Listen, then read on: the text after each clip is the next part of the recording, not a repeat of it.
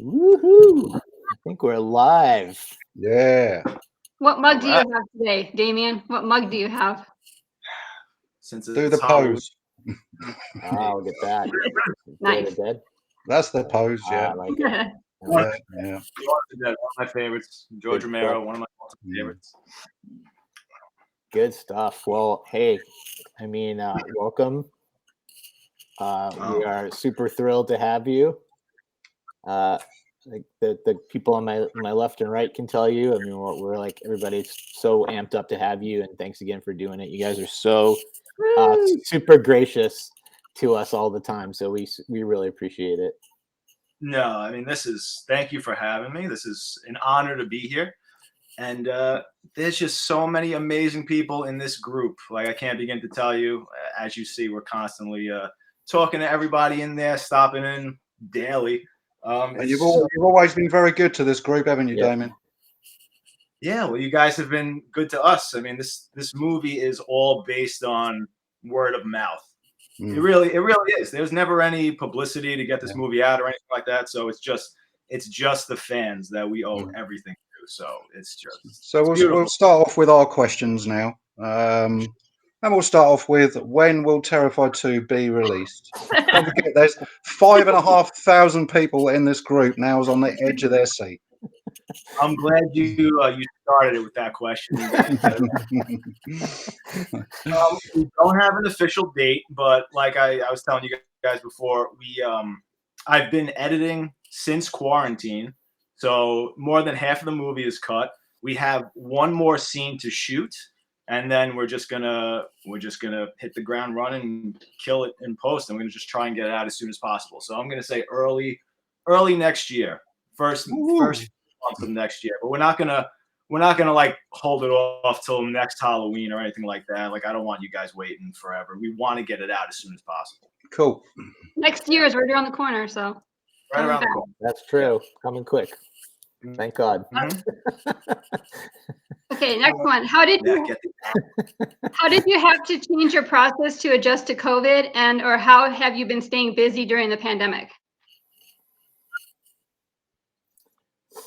I mean, we haven't stopped. So as soon as COVID shut us down, like I said, I went right into editing. So it was the perfect opportunity to start editing what we had, because we already shot 90% of the movie.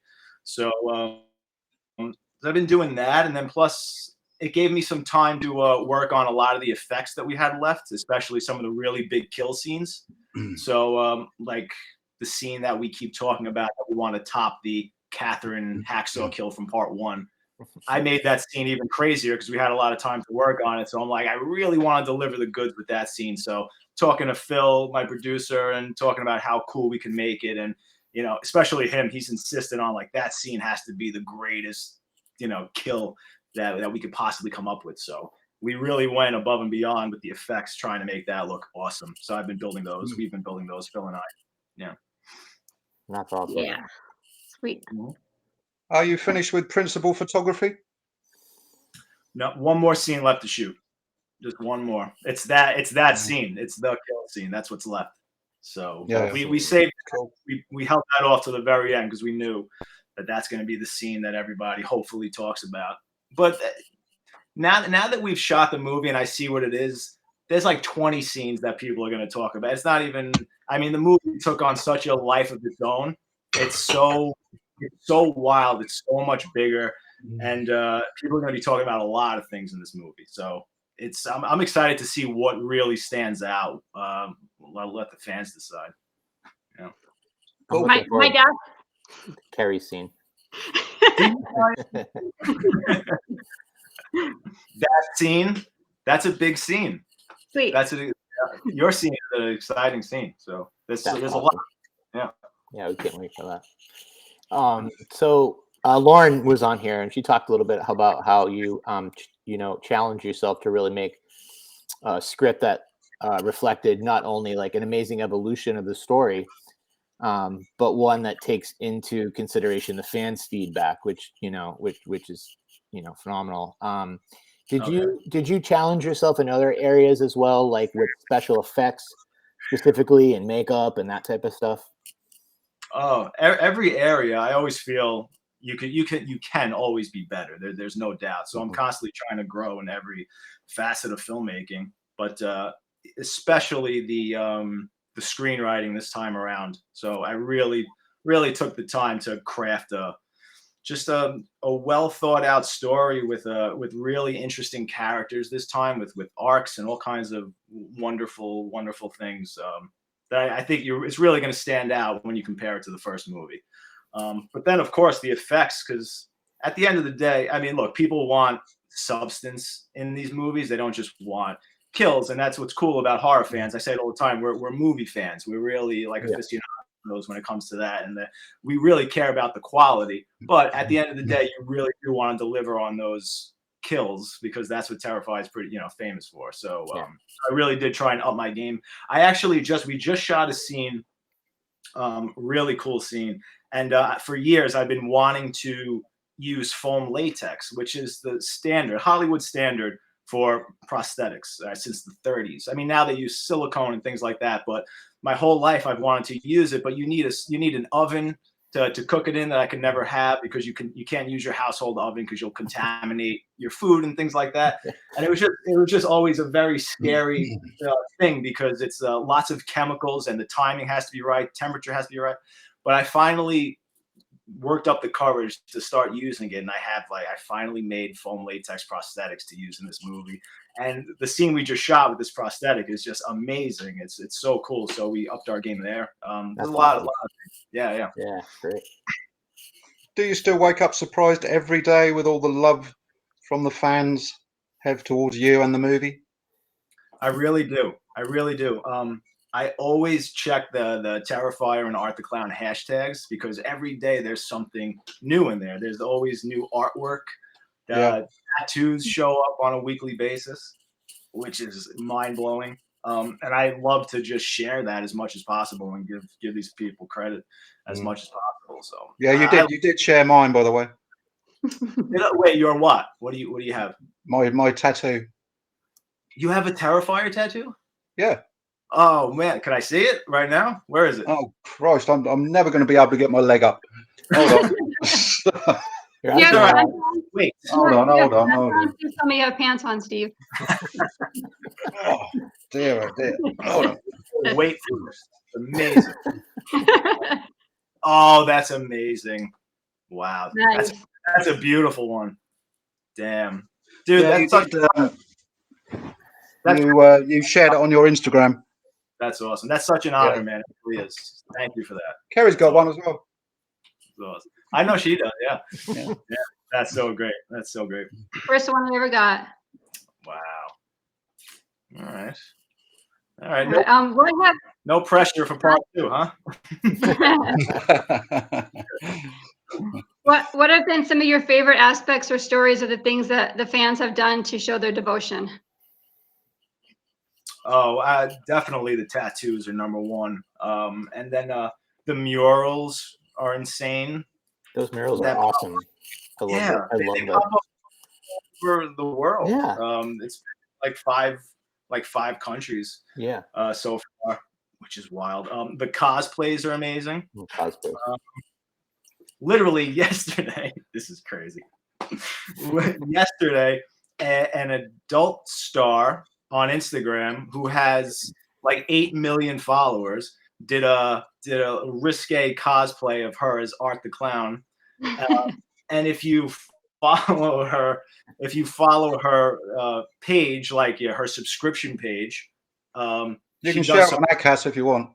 She does really crazy things as Art the Clown, which I highly recommend you look that up. It's research. Yeah. Yeah, it's I followed a couple of the artists. Like there was an artist in Germany, I think it was, that was doing a lot of really good murals and stuff like that. And I followed that artist because they just do amazing stuff. But yeah, it's great. Oh man, yeah. Supposedly we have pretty cool fan base in Germany. Yeah, and it's insane. Yeah, so cool. Makes a lot of sense. All right, I think we're gonna jump into some member questions here. So this one is from Jeffrey Mills. Damien, Was there a specific movie or film inventor which inspired you to make movies? So it's kind of a two-part question. And then why do you think people love to be scared while watching horror movies? Oh, wow. So the first part is the special effects makeup got me into filmmaking. So it was Tom Savini, who is if you don't know who he is, he's the I'm sure everybody should know who he is. He's the king of splatter. He's like the first sort of rock star makeup effects artist from the early 80s. He created the look of Jason, Dawn of the Dead, the George Romero movies. So when I was a kid, I discovered a VHS tape of his, like a how-to video on his effects called Scream Greats. And when I was already a huge horror fan, and I was obsessed with Jason already at like, age 4, whatever. So like when I was like 6 years old, I rented Jason Lives, and at the beginning of Jason Lives, they had the commercial for the coming attraction for Scream Greats. And I was like, oh my God, and I saw Savini with all the Jason puppet and Fluffy from Creepshow and all these things. And I was like, wow, like somebody makes this stuff. This is insane, And then I went back to the mom and pop video store that I frequented, and sure enough, they had it. So I rented it, and I was just blew my mind.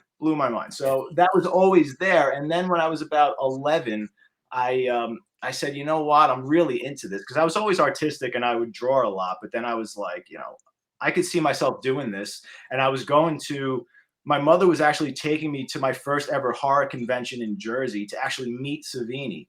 So awesome. I went there, I met him, totally starstruck. And there was a booth actually selling starter makeup kits. And so I bought that, and I bought, they were selling machetes, real machetes that were gold. And they had the semicircle cut out, which is a classic Tom Savini gag. Right, it just looks like it's in your neck. Yeah. So I got that. I got mint flavored blood. I got my makeup kit. I went home and I opened that thing, and I just got my friends, and I was just experimenting with everything that was in that kit. And it just that was it. Like floodgates opened. As soon as the first thing I learned how to do was put a little bit of latex. I was experimenting with latex, so I put a little thin layer on their cheek. And then it was still very tacky. And then I figured out that if I could like fold it, and it stuck together.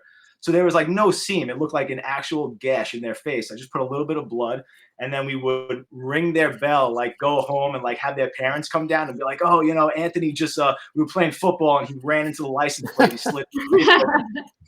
and the parents would freak out. They wouldn't think twice about it. That's and awesome. They were like, yeah. And I was just seeing the reaction I can get out of an adult, like totally fooling them. It just gave me such a rush. So yeah, it went from special effects and then filming the effects with my friend's camcorder. And then that gradually turned into, well, let's make short films built around these effects. And then I really got interested in storytelling as a whole. And it's been directing ever since. Yeah. It's a great combo. The second part of the question was why are afraid of horror? Yeah. Why do you think people love to be scared while watching horror movies? Wow. I think that we like to flirt with death. I think we need to. It's coming. It's coming for all. Right. Yeah. We need some way to sort of cope with it, and I think horror movies do it. It's like the quote, the Nietzsche quote at the beginning of Conan the Barbarian. It's like, what doesn't kill you makes you stronger. I think you could that to horror movies, for sure. Yeah, absolutely. Yeah, and there's that sensation that we all love of being like absolutely terrified yet completely safe at the same time, which is like, it's almost like a drug that we have. And it's like you could trace that back to children. When you see like a little kid, like 2-3 years old, it's like they love playing hide and seek, or they love being chased by an adult. And you can't teach them that enjoyment. It's like built into them. It's like millions of years of whatever you want to say, just evolution, just built in, ingrained of being hunted or being the hunter. It's like it's in us. So I think you grow up, you don't lose that. So we still need to experience that somehow. Yeah. Yeah. Great answer. All right. This one's from Ross Caudill. With Terrifier 2 wrapping up, how soon can we expect to hear info about T3? Okay. Will you be doing another crowdfunding for it? We're never going to give up on you. We're going to keep on keep wanting more. I just hope that you guys like what we did with part 2 first, which I'm pretty positive you will. But I already have part 3 pretty much planned out. I know the first 25 minutes, and I know the ending, which is great because that's the hardest thing to come up with. So I just have to fill in the gaps, really. But if part 2 is successful and people want more, then yes, I will deliver a part 3. But part 2 could pretty much stand on its own, for better or worse. So we'll see. Right, next one we got is from Rick. I can't say his last name. Stasinski. Is it? Stasinski. Well, we're used to Browns and Smiths over here. Anyway, Rick, who you know, he says, is there a possibility of a spin-off movie in the future with Selfie Guy as the main lead? Oh, Rick. Yeah, you know Rick. Yeah. Nice. Yeah. Absolutely. The sad thing is that I actually cut him out of the movie. I did. He's having a meltdown right now. Ah! Yeah. I could see him coming back. That was fun. That was so cool of him. That's just, again, that's a testament to the fans. Like, he just flew out and hung out for the weekend just to hang out and be in the movie. It was just so cool. Like, that experience was amazing. Just shooting. There's a big club scene with a lot of extras came in to hang out. And it's grueling. Like, maybe it's fun for them, but I mean, it's long hours. It's like we're there for 15 hours. I think one day in that club, I was up for like 26 hours. So it's tough. There's a lot of sitting around. You know, filmmaking isn't as fun as you think it is. It takes a long time to set up shots and to light things. I mean, the majority of the time, just sitting around. A lot of retakes. I do whatever. Yeah. I remember that. I wish we could talk about your scene.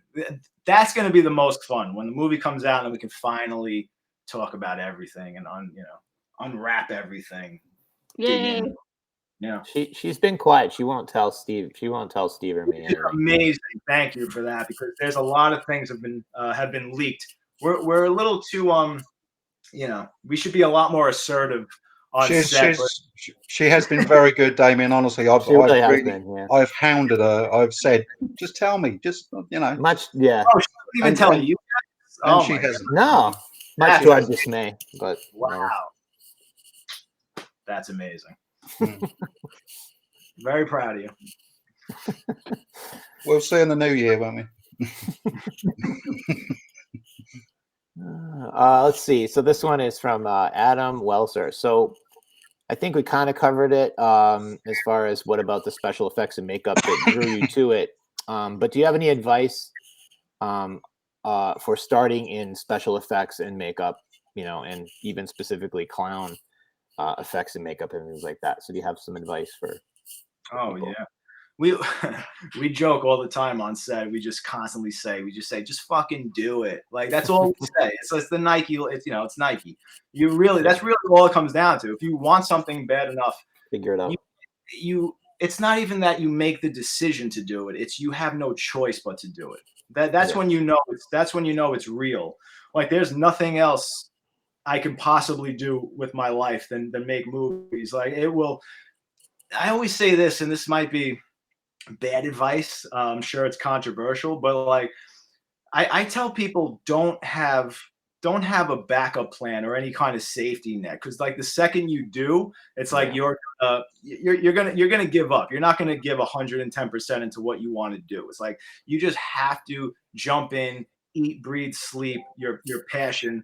So be willing to end up like poor, homeless on the street if that's what it means, because you're never gonna be happy in your life doing anything else. So great advice. Give it your all. Just jump in. Yeah. All right. This one's from John Flint. In All Hallows Eve, they had the demons and the Satan-looking guy cutting the pregnant chick open. Will there be a continuation of this story in the near future? No, but like All Hallows Eve, like that first short, which is the Ninth Circle, we have, as you know, we have injected a supernatural element big time in Terrifier 2. So not necessarily that I'm going to say you're going to see demons and things like that, but you're going to see a lot more interesting things other than just Art the Clown in this one. Yeah. Sweet. We've got Brooke Cole now. Two from Brooke Cole. The first one is Super fan. Hello, Brooke. super fan. You can't beat Brooke Cole. She's your number one fan, as they say in Misery. Might be. Right. The first one is Damien. Would you be able to take down Art and kick his ass? Wow. Lol. Like I don't know, like Dr. Frankenfurter says, right? I made you and I can break you just as easy. Yeah. Good one. Absolutely.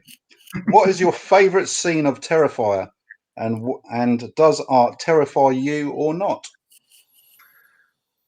No, he doesn't scare me because it's like he's like my child, so I don't look at him that way. However, I did have to build replicas of Art the Clown / Dave in this movie, and I actually have the puppet head here, but I can't show it to you because it's a bit of a spoiler. But it came out so good that there were times where I caught it staring at me in my apartment. I was like, oof, that's kind of crazy. But no, him as a character, no, he doesn't creep me out.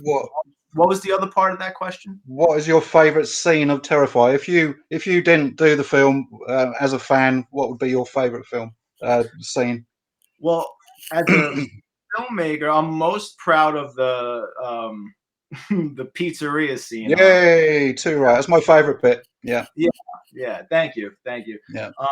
Because I think it's just the most well-crafted scene. I think it's the most suspenseful scene. I think you really get a sense of Art's personality in that scene. I'm laughing because it's Phil's. Phil likes the scene, but he always told me that scene is way too long. You got to keep cutting it short. No. And I did actually. I cut out a bit of it, but and he still kept saying it's too short. But I was like, at some point, I was like, nah, I think it's good. Can't ever get into too much of that scene. But I will. Phil has phenomenal ideas so many times, because what's great is that Phil is not, believe it or not, he's not a horror fan at all. Okay, if you don't know, Phil Falcone is my producer, my partner, is like one of my best friends. He's just the greatest guy. Like I say all the time, the unsung hero of Terrifier. It would not exist without him. He's the only person who gave me the money, believed in me, made it happen, and he's by my side every step of the way with effects, building. Once the movie comes out, I can pinpoint things and talk about specific things that his ingenuity is just unmatched. That the way he came through for this movie is unbelievable. So once the movie comes out, you'll know exactly what he did. But we'll have you back on when it's out. We'll have you back on the show. Yeah, you have to. But wait, well, I lost my train of thought. What was this? What were we talking about before? You more or less answered that, so I think next. Okay. All right, this one's from Adam Champion. Where did you come up with the idea for Art the Clown, and what were the very early concepts of the character like? Was he always black and white? Oh, yeah. He was always black and white. So the first sort of the genesis of Art the Clown. It all started with, I always loved clowns. I did. I thought they were very creepy, and I thought there was potential to do more or something different with clowns. So when I was going to make that first short film, which is the Ninth Circle, the first segment in All Hallows Eve, I had this idea. I wanted to pack that short out with like everything I possibly could, especially with special effects, but I wanted it to stand out because it was going to be my first official short film shot on actual film, like my calling card as a filmmaker, a special makeup effects artist. So I was like, let me pack this out with monsters, creatures, like a clown, everything that I ever loved that I could throw in here. So when it came to the clown, I just had this idea. I really don't know where it came from, but I just pictured a woman alone on a city bus in the middle of the night, just like coming home, really like creepy neighborhood, desolate, comes to a stop, and all of a sudden this clown gets on. Not even Halloween. And he comes, sits in the back, sits across from her, and he just keeps staring at her, and he starts, it just starts like playful, and then he pulls out the horn and does all these things, and it's like playful and weird and awkward, but then it slowly gets more and more aggressive, and then he's getting closer to her, and then before you know it, he's pulling out a syringe and trying to stab her with it. It was that idea, and then it came down to, well, what does he look like? What's his MO? Things like that. And when it came time to really conceptualize him, I said, he can't be anything like Pennywise. Because at that time, this was like 2005. Art the Clown's been around for a long time, before he, took off. And I said, he can't be anything like Pennywise, because Pennywise is the king of killer clowns. And there's no point in stepping on his shoes or anything like that.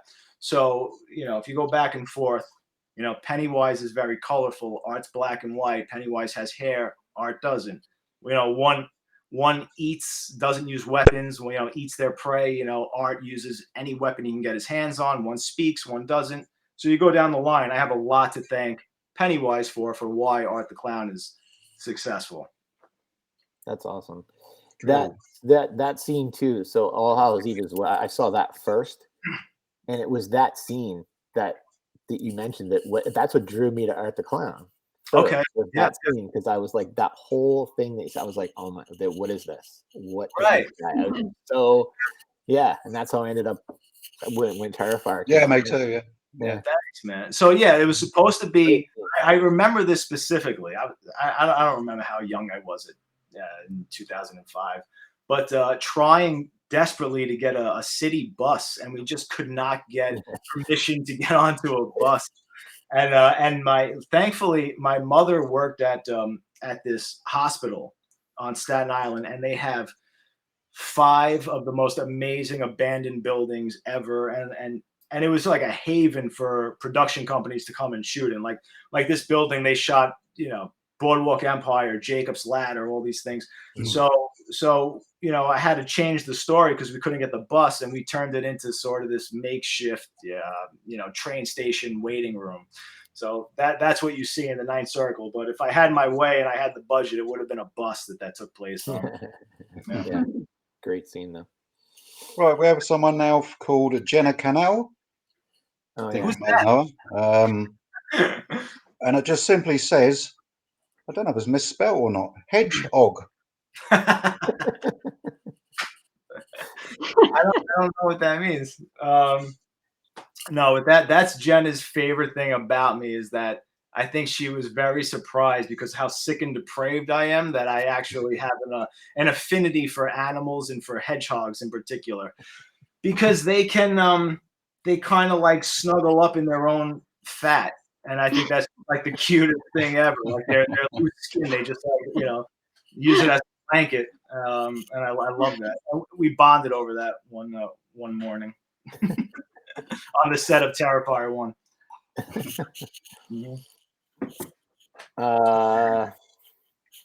So this one is from John Imbach. Damien, I've always wanted to know, without too many spoilers, obviously, what is the definition you would give Art? Is he human, demon, true ancient clown, or what? That's a good question. Might be a bit of a spoiler. I don't know. I mean, look, we know he's. I've already said he's been resurrected in part 2, so now we know he's supernatural. So I think it's safe to say that he's a demon at this point. I don't mind. I don't mind spoiling that. Yeah, let's call it a demon. The feed is gonna blow up soon. It's about to happen. It's gonna take down. Art the Clown is a fucking demon. There it is. I said it. There was a little bit of debate. I don't know if you saw that, but there was a little bit of back and forth on this week on all that. People had their own thing. So listen, when you said the first post, I was looking. You said, "Don't look at the questions." I said, which meant look at the questions. "I know, but I didn't. I didn't."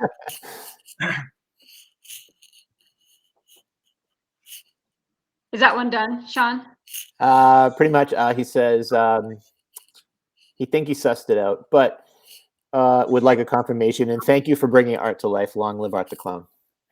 Yes. Dude, thank you for the support, man. All right, this one's from Vanessa Windish.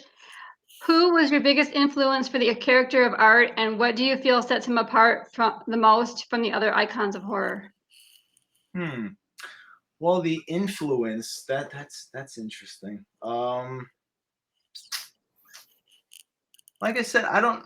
It's like the way Art was created. It's very interesting because it wasn't like this instant lightning in a bottle, just like boom, light. You know, like it wasn't like a light bulb just went off and it's like here he is. Like I said, it was just like these little bits of these little pieces of information just kept coming to me, and he kind of slowly evolved into what he is.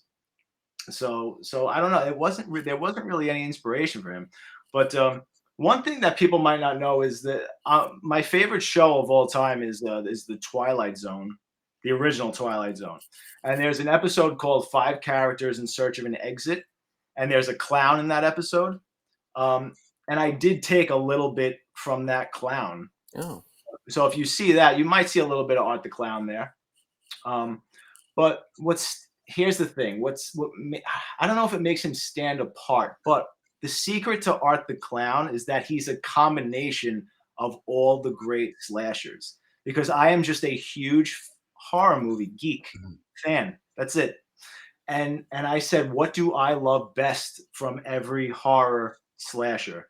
And I just took all those little pieces. It's not even like that I consciously said, I'm making Art the Clown. He has to be a little bit of this. He has to be a little bit of that. Like, that was just in me. I've been watching these movies since I'm 3 years old, literally.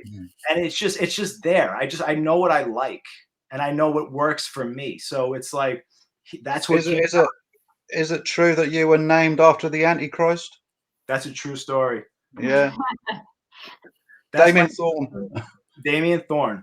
And I met him and I told him, and he signed an autograph for my mother, and that was just like the most surreal. Fantastic. That's ever. What a film, though. Great film. One of the best.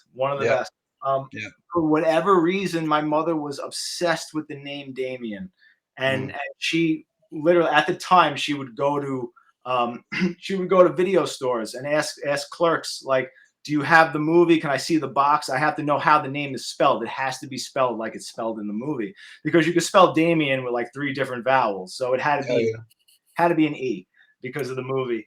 And I knew that, since the time I could just perceive reality. She told me that story. So I knew about horror movies since I'm, conscious, And I don't know, that might have had I'm sure it did have a huge effect or an impact as to why I'm a filmmaker. But my mother is just a huge movie fan, not just horror movie fan. And thankfully, she would let me watch almost anything from the age of 2, 3 on. I mean, my movies I started watching, literally 2 into 3, were Red Sonja, Commando, Rambo: First Blood Part 2, Beastmaster, and Jaws. Like, those movies have been there since I'm aware of our existence. Like, they were just there always. And then it just started, then she knew, for whatever reason, I mean, I just was hooked on movies. I didn't just shoo them away. Like, I needed to keep watching them over and over. And she realized for whatever reason, I had some affinity for movies. And she would take me to video stores.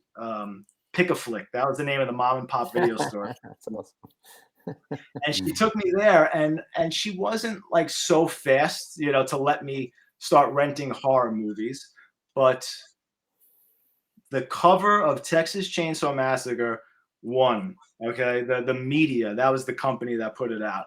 And it's because, like I said, I was always artistic, and there was a it's a painting of Leatherface, and then in the background it's like these two big eyes. It's Sally's eyes, and it just spoke to me. And I was like, what is this? I need to see this. And my aunt was like, yeah, let him rent it. It's fine. So he could see it. And Texas Chainsaw Massacre. And I watched it at like 4 years old, and then I was obsessed. And then I guess when she saw that I didn't turn into a serial killer at 4, she just let me start renting horror movies from that point on. And what I used to do as a child, I used to charge my friends to come in and watch video nasties. And the one what everybody wanted to see was zombie flesh eaters. Wait, is zombie flesh eaters zombie? The strong uncut version of Faulty Zombie, right? Yeah, the one with the hand. Yeah, amazing. The cover with the hand, yeah. I used to charge them £1. I wish I had your business sense. Right. Yeah, I was 7 years old. That's fucking awesome, man. Yeah. I made £4.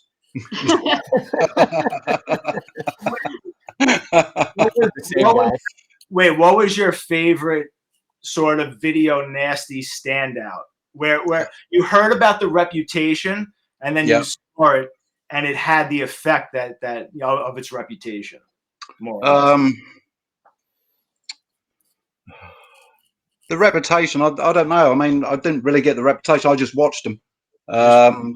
And as a child, give me like top 3 video nasties in the UK. Probably Zombie Flesh Eaters is up there. It's always talked about. Okay. The cannibal films I thought were a bit naff. Cannibal Ferox, Cannibal Holocaust. I thought they were a bit pants, but the film what stood out for me was Magic with Anthony Hopkins. I still haven't seen it. I'll see it. That's my favorite. Is it really? Yeah. Oh. It was one of them. It's people call it a horror. I mean, sometimes it's on the horror channel, but I class it as a thriller. But it gave me nightmares for weeks. Really? Damn. Yeah. I'm gonna watch. It's been on my list forever. See Magic.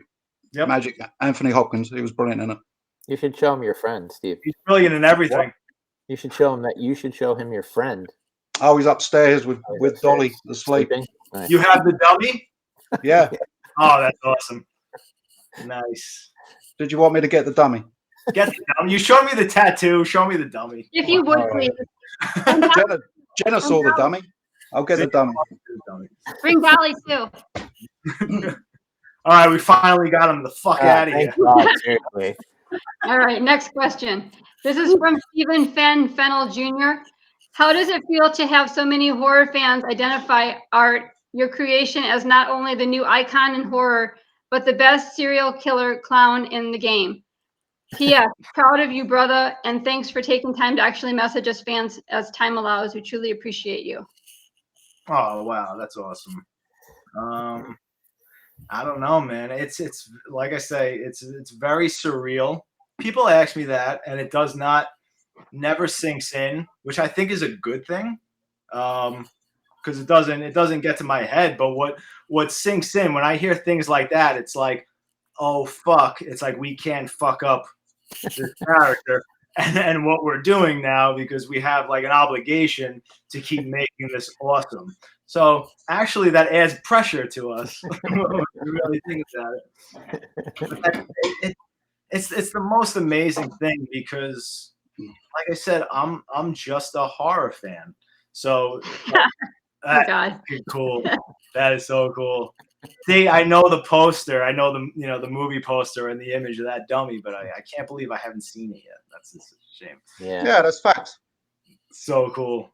So cool. Horrifying. Horrifying.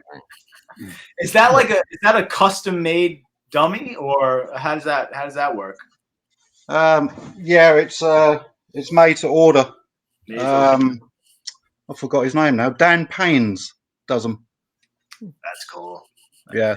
Now, is that because of what you said about this movie, you seem to have built it up quite a bit. Do you like that better than his performance in Silence of the Lambs? Yes. You do? Wow. Okay. Yeah. Wow. Now I Yeah. really It was how Anthony Hopkins was recognised. He was, and I think he was nominated for an Oscar for it, no, I wasn't or a Baffy or something like that. wow. He's very good. Watch it. He's a legend. I watched Silence of the Lambs. I mean, I've seen that movie. All right. I exaggerate a lot, but let's be realistic. I'm going to say I've seen Silence of the Lambs probably a legit 35 times since the time it came out. Right. I watched it again. That movie's as good as yeah. ever. Just a masterpiece on every fucking level. I actually saw that in the movie theater. Okay, when did that come out? 91. I was born in 84. I had no fucking business seeing that movie in the movie theater. Because again, my family knew I loved horror movies. They, and I guess the way the trailer portrayed the movie, it could have been looked at as more of a slasher movie. Who knows? They took me to see it. I had no fucking clue what was going on during that movie. I still have trouble following things about that movie. There's still, to me, so many little plot holes in that movie. But I certainly had no fucking idea what was going on as a kid. But I remember being, even then, just mesmerized by Hannibal Lecter, and I could not wait for him to come back on the screen. And the whole scene where he. See, but that's the impact what you've got with Art the Clown. Wow. Because like Sean said earlier on about he was mesmerized, and I think that is the word. I mean, I watched All Hallows Eve. Didn't know anything about it, and as soon as Art came on, I was just fixed. And not putting down the rest of the film, but I just wanted the rest of the film gone, and I just wanted Art on there all the time. No, of course, man. That's insane. I appreciate that, dude. And I remember the next day I was just talking about it, and I was just saying, "You've seen this film, All Hallows Eve? This crazy clown on there, That's and awesome. I was saying, and a lot of my friends were saying, "Who cares?" No, they're not your friends anymore. But they don't like films like I do, so they're not into horror like me. So, but it was like a refreshing change that something like that came up. Yeah. So, well, I think the key is that it's coming from someplace very genuine, from a genuine horror fan I've just been feeding my brain horror movies since I'm 3. It shows, Thank you, man. Really appreciate because if I did a crazy clown, it would be like Art. That's awesome. Yeah. So, and I'm wearing black and white right now. I just noticed. Is that subconscious? Yeah. Very cool. But let's also listen. We can go off for hours on David Thornton, on his portrayal of Art. But let's give credit to Mike Gianelli. Oh, Mike. Yeah. I mean that was Mike who got me. I mean, David's fantastic, but it was Mike which got me mesmerized. Same. Yeah. In the first place. Yeah. That's my buddy till this day. He's one of my and obviously David has carried on, Art, but Mike is obviously there as well. Absolutely. Yeah. We're gonna get him on at some point too. Mike is coming on. I messaged him the other day, but he's ignoring me. Because he just became a father. So. Just became Yeah. Amazing.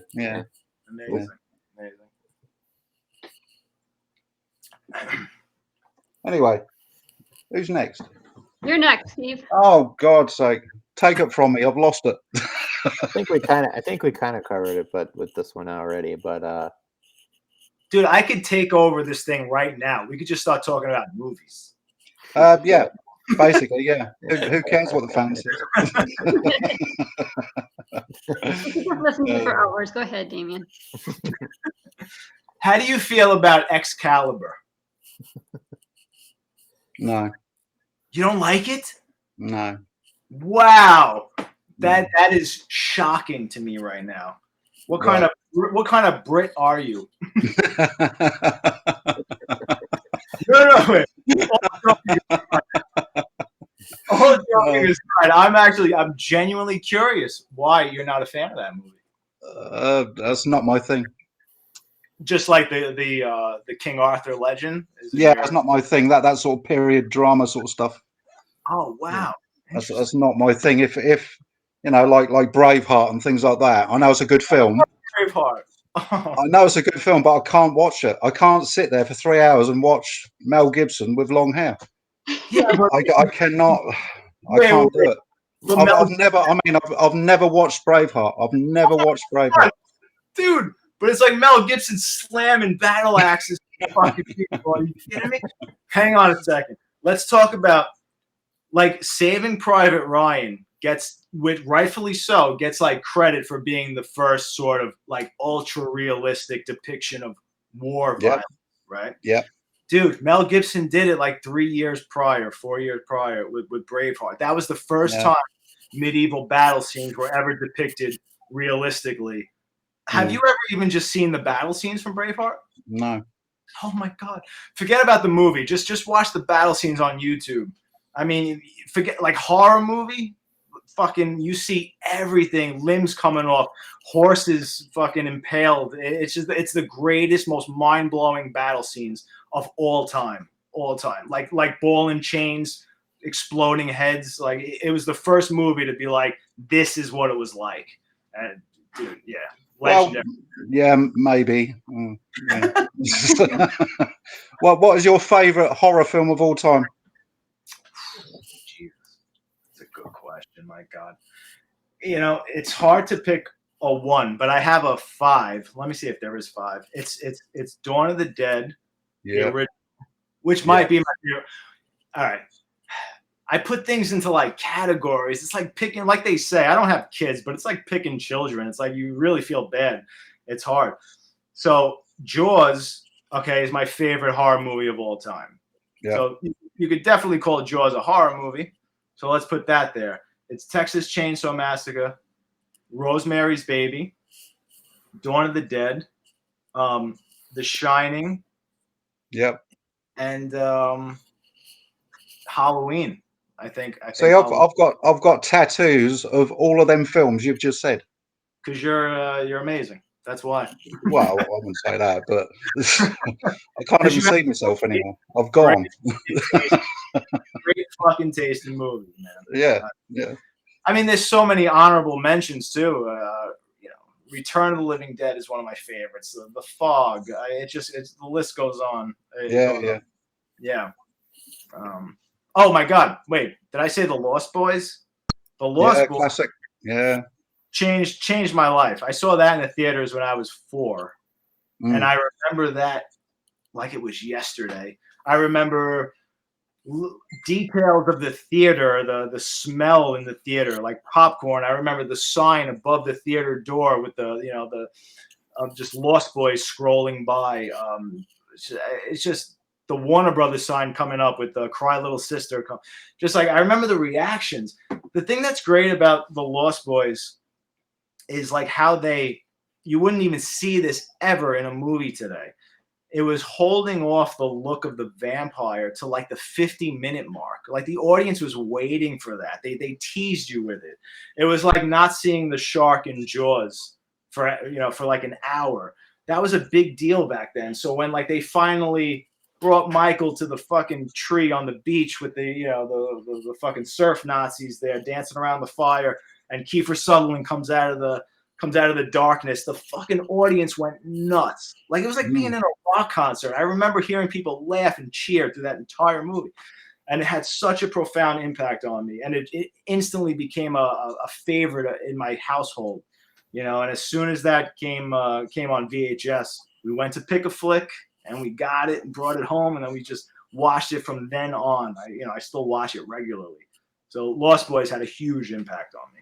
Still one of my favorites. I heard a lot of interesting things about Lost Boys recently on a podcast that I didn't know. Like, you probably know most of this stuff, but it was shot in like 3 weeks or 4 weeks. I didn't know that. Yeah, so that was one of the things, and then Corey Feldman's character, I guess what they had given him for inspiration was to try to be kind of a cross between Rambo and something else. Chuck Norris, Joel Schumacher. Yeah. Just like rent every Chuck Norris movie, like all these action movies he gave him, and that's your character. Yeah, and they wanted him to speak like Rambo. Yeah. And so he had that like he had that like deep voice, and then he had the headband and all that, which I thought was really cool. I never knew that. So fucking cool, because up until that point, when you meet the Frog Brothers in the movie, like they're these whack jobs. They're all talk. They've never encountered a vampire in their life, and they're talking like they are Chuck Norris and shit like that. Yeah. And they're full of shit, right? Technically. But when it comes time to fucking walk the walk, right? They don't think twice about killing the fucking vampire. Yeah. Marco, they fucking just stab him instantly. Yeah. Which is and it instantly makes them like the most badass characters ever. Yeah. Ever. Like, it's so fucking cool. That movie, I could go on and on. Yeah. Really, really interesting. All the stuff you learn about that movie. Oh my god. What, Steve's mug's back on here. Let's see what's going on. There he is. There it is.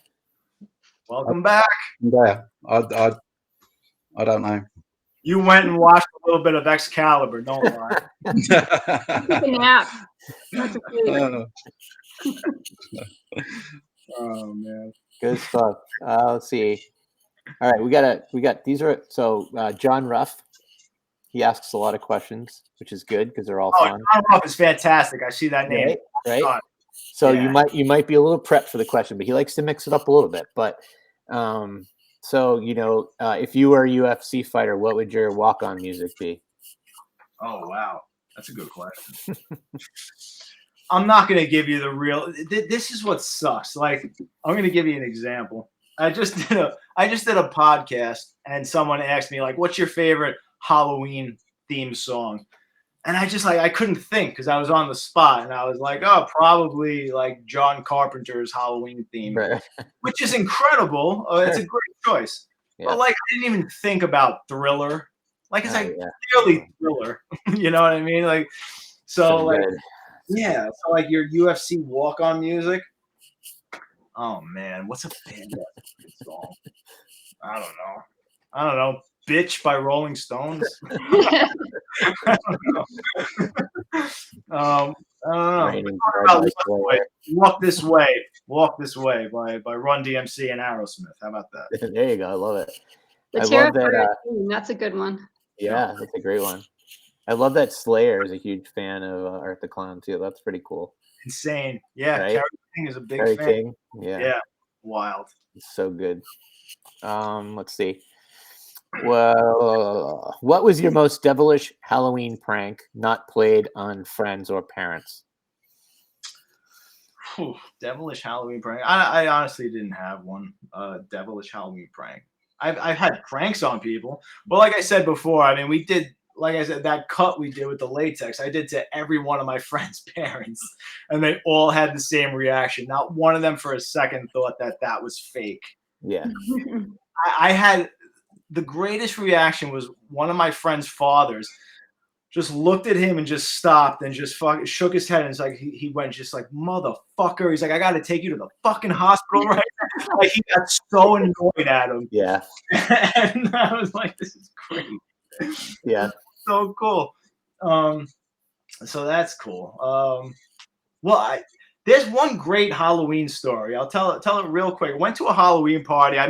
I was a lost boy, and my buddy went as like an over the hill Spider-Man who like lost everything. It was really funny. It was like if Spider-Man just gave up and he was a drunk. And we were driving home, and on the side of the road there was a fucking car tilted on its side. And we were like, whoa, is that really what we think it is? And we were like, yeah, like we should fucking stop. And we stopped. And sure enough, it was a car that had just gotten into an accident. And nobody was there, no paramedics or anything. And my friend, who was Spider-Man, just went over, like hopped onto the car, opened the door, and like pulled the people out. And I just thought that was that's awesome. Surreal. So that happened, but I don't know. I wonder what they thought of it. Exactly. Hey, Spider. Yeah. looking a little bit down on your luck. Spider-Man, he was gone. That's amazing. Let's see what else. So he's got like 12 parts to these questions, but what work would you want to be known for most? Well, it says when your time here has passed in hopefully 130 years from now. Yes, I love it. Writer, director, special effects artist. That's interesting. It's like it's almost like unacceptable to be known for wearing multiple hats, which is interesting. I would just like to be known as an artist, as a creator, as someone who could have done multiple things. At this point, if I die tomorrow, it would be, you guys would say creator of Art the Clown, and I have no problem with that. So if that happens when I'm 110, I'll totally take it as creator of Art the Clown, because he clearly brings so much joy and creativity. Yeah, he does. What else can you ask for? Yeah, that's for sure. And finally, the question I have been dying to ask, certainly everyone wants to know, what's in Art's bag? That's so funny. I hear that all the time, and it's so obvious. It's just his weapons. Like, is it really that confusing? I'm being serious. Is it really that confusing? That's what I would have thought, but Yeah. It's an awful big bag. It's an awful big bag. Like, It is. What exactly? It showed that in Terrifier, didn't it? Yeah, I Did it mean, not? When Jenna was gagged, exactly, when he's going to torture and he Jenna, was going into his bag, he was taking his weapons out, and he went back for his gun, didn't he? Thank you. It's just a bag of tricks. Yeah, it's all his shit. I thought that was obvious. Ralph, what's the matter with you? No. But to his credit, I get that question all the time, and I got that question on set in the last scene we just shot. No. So yeah, it's a very common question. But yes, that's not a enigmatic question. It's his weapons. Yeah. No body parts or anything? He might. It could be anything. His head. That's the greatness of the bag. It's his Santa Claus bag of tricks, But that what's funny about the bag is that was a conscious decision of every killer has to stumble upon their instruments. Like Jason has to find his weapons from here or there, or you don't know where did he get that weed whacker all of a sudden or something like that. And it's like Art should always have all of these weapons at his disposal at any moment. So why not just carry them around, and we can bring out whatever we want at any time. So that's where that came from. Like it. That whip is the best one, though. The whip. Which one? The whip. The flail, yes. Flail. That has become one of his iconic weapons, yes. Which I got from Mel Gibson from The Passion of the Christ. Oh, what a great film. See, I agree. You got one. Now you get Steve interested. What a great film. Great movie. I said, that's a fucking cool weapon. I said, so let's modernize that and let's put some modern medical instruments at the ends of that. Yeah. Plus, he uses braids, which you would never know, but he uses human female braids to attach those weapons to. And I got that from the little tidbit of Star Wars lore of Boba Fett's character. All right, we all know Boba Fett, the bounty hunter. He would kill Wookiees, and he would take their braids, as trophies, and just keep them on his armor. And I remember reading that as a kid and being like, "Oh, that's cool," And I said maybe Art takes the braids of his victims and he can use them for something. So they're part of the flail.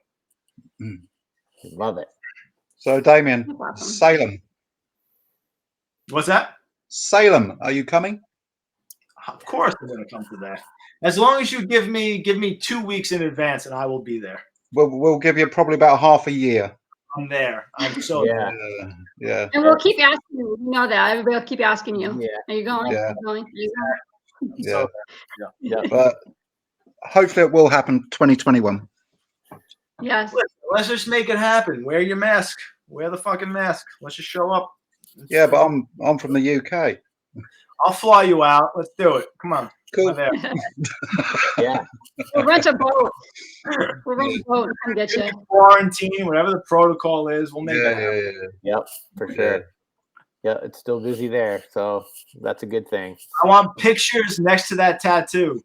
I even have a local artist lined up for when people come. So, Do you really? Yeah, they're happy to. I mean, like art clown tattoos all day long. I mean, they'll give a great discount. Everything, they got everything lined up. So Cool. You get to go. Yeah. No, of course, an honor to be there. Yeah. So of course we're there. I think 22 because the group has grown since last year. I estimate. I reckon there'll be about 150 people there That's pretty to awesome. do with ATCAS. That's Yeah. awesome. You know, Yeah, it's gonna be great. Not even a it's question. a lot of autographs to sign. Yep. Well, yeah. I mean, hey, Damien, thanks so much for talking to us. And I mean, everybody is so excited. I mean, look, this is like 2 days before Halloween. I mean, it just doesn't probably get any better than this for all of us on here. So, thanks again. And you know, everybody's looking forward to the movie. And you guys are so good to us. And you know, you're so sweet for staying in touch with us and letting us know what's going on. So, I mean, we can't thank you enough. I can't thank Yeah, you. thank you. Yes. No. Listen, like I said, we're just fans. I mean, you guys are like family to us, and we can't thank you enough. We will always be involved in this beautiful, sick society. And yeah, no, we're so grateful. You guys are amazing. And first and foremost, we really just want to satisfy you guys. Like, we're working so hard with part 2 that I mean, it's above and beyond. Every time we shoot another scene, it's like we realize what we have, like the potential we have, and we do not want to disappoint. And I really believe we haven't been disappointing. Every time we shoot another scene, it's like we keep upping our game. Like this scene we just shot is insane. It's one of the craziest scenes of the movie. And we already had a really crazy movie. So it's really going to be worth it. Trust me. You're never going to walk away from this movie saying that meh. Like, you're never going to say meh with this movie. You might say, you know, that's interesting. I didn't really see it going in that direction. But you're never going to be bored. You're never going to say. There's always going to be somebody that's going to say meh. Well, of course. Yeah. But that person is going to be a troll. Right. They'll get kicked off our page immediately. I mean, trust me, we're gonna deliver the goods and then some. So yeah.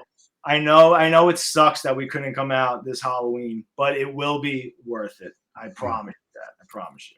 So just take your time and do it and make it the best that you. Yes. Don't let it go out until it's done. Until you're totally satisfied with it. Yes, we're gonna make it. We're gonna make it right. So. But you guys have been so amazing, and just thank you for this opportunity. I'll chat with you guys anytime. This is amazing. So awesome. Thank you. Thanks, Damien. Thanks. Thank you. You guys are awesome. All right. Thanks. Bye. Thanks a lot. See you later. Bye.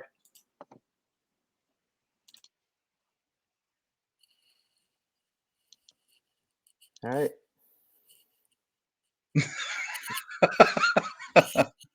Anyway, stay on, Sean. Yeah. Stay on a minute. So I was thinking for one of the next ones we interview, right? I was thinking maybe doing a little competition and maybe bring on one of the members. Oh, I like that. Do you like that? Yeah. Yeah, that's a great idea. For maybe Puya. Everybody loves Puya. Right. Yeah. Yeah, that's a great idea. Yeah. You know, I think the people that won't potentially be embarrassed will probably be the ones that step up and do the competition, right? Yeah. Yeah. So you can basically, you know, you can say, you know, competition of a lifetime. Come and join us to talk to. Fantastic. All you need to do is this, and just think of something what they got to do.